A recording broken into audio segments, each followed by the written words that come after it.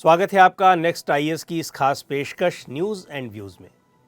News and views के आज के एपिसोड में बात होगी आर्टिफिशियल इंटेलिजेंस की कि कैसे आर्टिफिशियल इंटेलिजेंस ने एनवायरनमेंट को अफेक्ट किया है। आर्टिफिशियल इंटेलिजेंस वाले चैट जीपीटी ने कन्वर्स, कोड राइटिंग और पोएट्री लिखने के मामले में लोगों की इमेजिनेशन को मानो कैप्चर ही कर लिया है।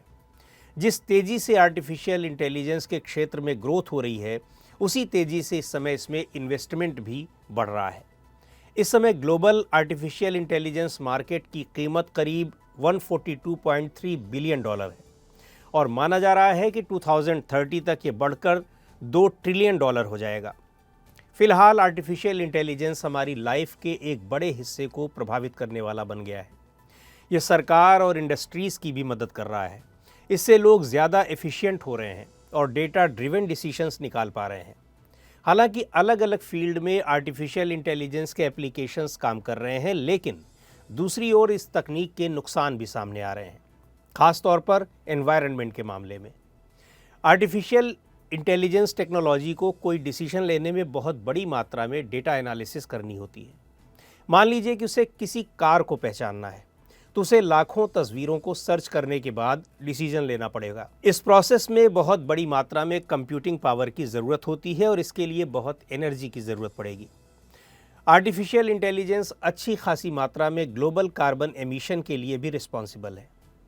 एक एनजीओ एल्गोरिदम वॉच के मुताबिक डेटा सेंटर इंफ्रास्ट्रक्चर और डेटा सबमिशन नेटवर्क्स कुल ग्लोबल कार्बन एमिशन में 2 से 4% कंट्रीब्यूट कर रहे हैं। 2019 में जारी एक पेपर में मैसाचुसेट्स के रिसर्चर्स ने पाया कि common large artificial intelligence model को ट्रेन करने में 2,84,000 किलोग्राम कार्बन डाइऑक्साइड का एमिशन हो सकता है।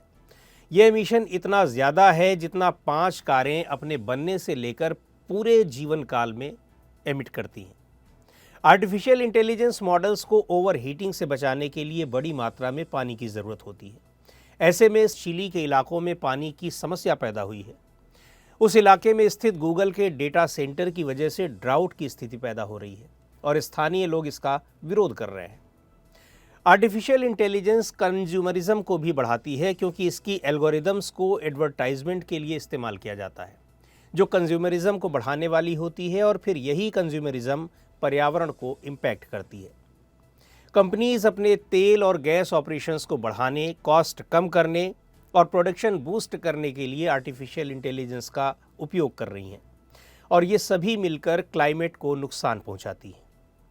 तो सवाल उठता है कि फिर किया क्या जाए या इससे निपटने का रास्ता क्या है। दरअसल एनवायरनमेंट से जुड़ी चिंताओं पर एकदम शुरुआत से विचार करने की ज़रूरत है, जिसमें एल्गोरिदम डिज़ाइन और training phases, energy consumption, emissions, material toxicity और इलेक्ट्रॉनिक वेस्ट के मसले शामिल हैं। अभी जो ट्रेंड है उसमें बड़े बड़े एआई मॉडल्स पर जोर है।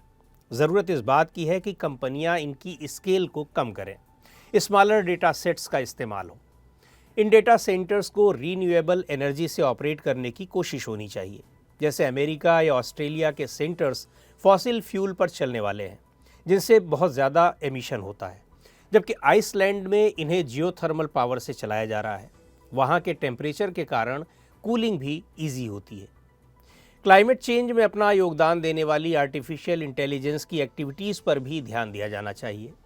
इसमें बड़ी बड़ी कंपनियों की भूमिका टॉर्च बेरर की हो सकती है। आने वाले समय में आर्टिफिशियल इंटेलिजेंस का रोल और भी ज़्यादा बढ़ने और महत्वपूर्ण होने वाला है। ऐसे में इसके साथ साथ कदम ताल करना भी एक चुनौती होगी। आर्टिफिशियल इंटेलिजेंस डेवलपमेंट सस्टेनेबल हो और कार्बन एमिशन कंट्रोल में रहे, इसके लिए रेगुलेशन एक बड़ा चैलेंज है।